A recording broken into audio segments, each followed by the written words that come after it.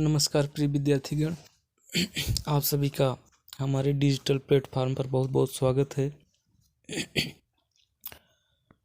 आज के वीडियो में हम लोग जानेंगे जो भी विद्यार्थी परीक्षा देने जा रहे हैं, जिनकी परीक्षा है, तो कुछ महत्वपूर्ण बातें हैं जो परीक्षा के समय उनको ज़रूर याद रखना चाहिए, भूल नहीं करना चाहिए। ठीक है, इन बातों को आप ज़रूर ध्यान रखें।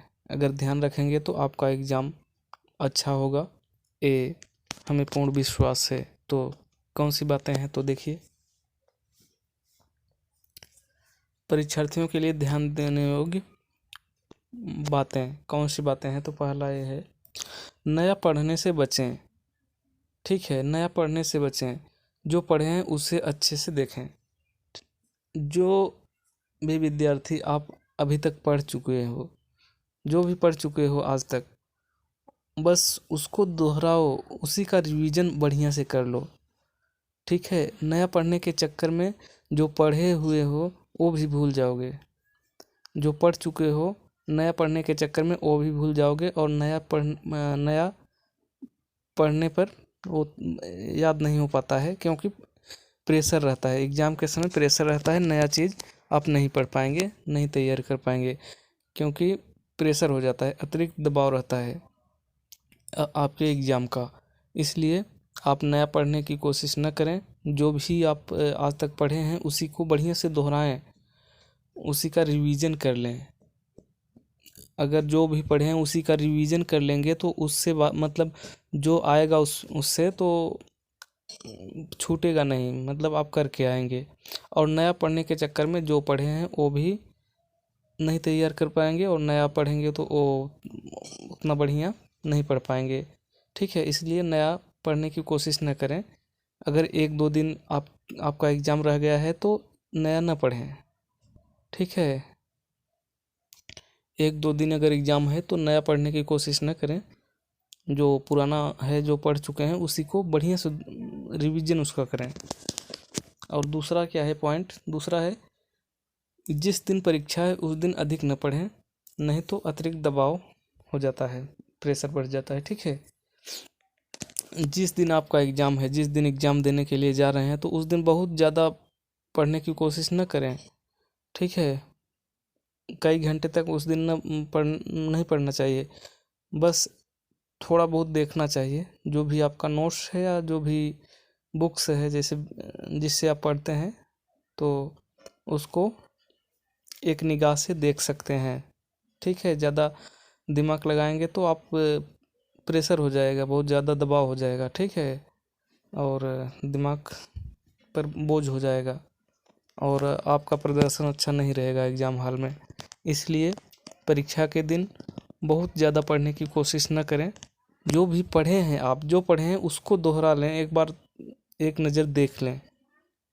ठीक है, और तीसरा पॉइंट क्या है, तीसरा पॉइंट है, आत्मविश्वास रखें, सब अच्छा होगा। ठीक है, आपको अपने ऊपर विश्वास रखना है। आपको अपने ऊपर विश्वास रखना है कि अच्छा होगा, बुरा नहीं होगा। क्यों अच्छा होगा? क्योंकि आप इतने दिन से मेहनत किए हुए हैं। और आत्मविश्वास अगर अपना आत्मविश्वास नहीं रखेंगे, आप आत्मविश्वास, खुद पर विश्वास नहीं रहेगा, तो आप पढ़े रहेंगे तब पर भी अच्छा प्रदर्शन नहीं कर पाएंगे एग्ज़ाम हॉल में। इसलिए अपने आप पर विश्वास रखें और अच्छा होगा, आपका एग्ज़ाम बहुत अच्छा होगा। ठीक है, आगे चलिए।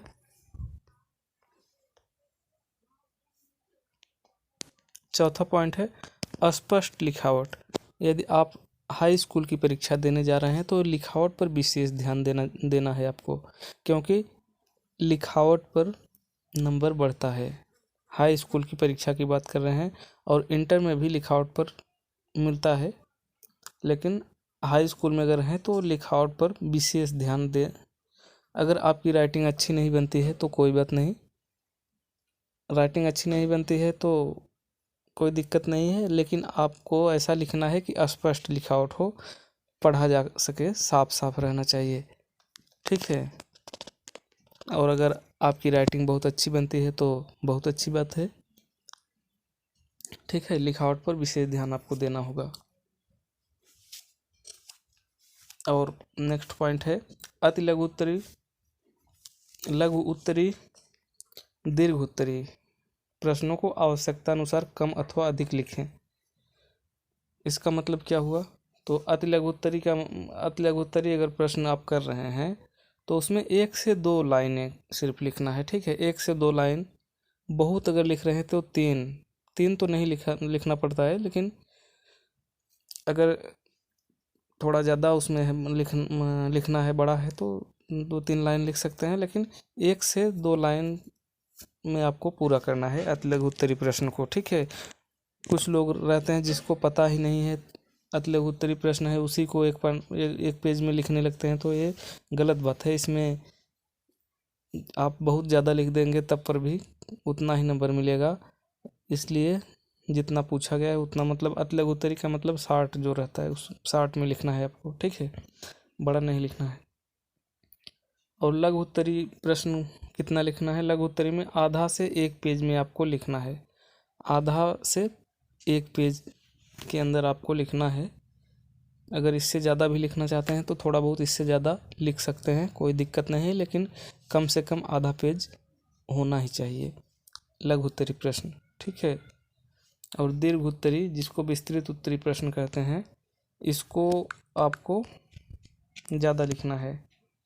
दीर्घ उत्तरी प्रश्न, जिसको विस्तृत उत्तरी प्रश्न कहते हैं, इसमें आपको कम से कम 3 या 4 पेज लिखेंगे, कम से कम 3 या 4 पेज। ठीक है, और इसमें एक चीज़ का विशेष ध्यान देंगे, हेडिंग का प्रयोग करना न भूलें। इसमें आपको हेडिंग इसमें ज़रूर देना है, क्योंकि हेडिंग पर ही नंबर मिलता है। दीर्घोत्तरी प्रश्न में हेडिंग होना चाहिए उस दीर्घोत्तरी प्रश्न में, मतलब विस्तृत जो बड़ा प्रश्न आपका है उसमें हेडिंग अनिवार्य रूप से होनी चाहिए। दूसरा पॉइंट इसमें है आवश्यकता अनुसार कोटेशन भी लिखें। अगर कोटेशन की ज़रूरत पड़ती है आपके क्वेश्चन में, जो आंसर लिख रहे हैं, अगर कोटेशन की आवश्यकता है तो उसको भी आप लिखें ब्लैक पेन से, काली पेन से। तो इससे आपका जो मतलब जो लिखे हैं, आपकी कॉपी बहुत अच्छी लगती है देखने में, और एग्जामिनर जो होता है इससे प्रभावित होता है और आपको नंबर बहुत अच्छा देता है। तो इस वीडियो में इतना ही बताने के लिए था। इस चैनल को आप लोग सब्सक्राइब कर लीजिए, और हम मिलते हैं आप सभी से नेक्स्ट वीडियो में। तब तक के लिए जय हिंद, जय भारत।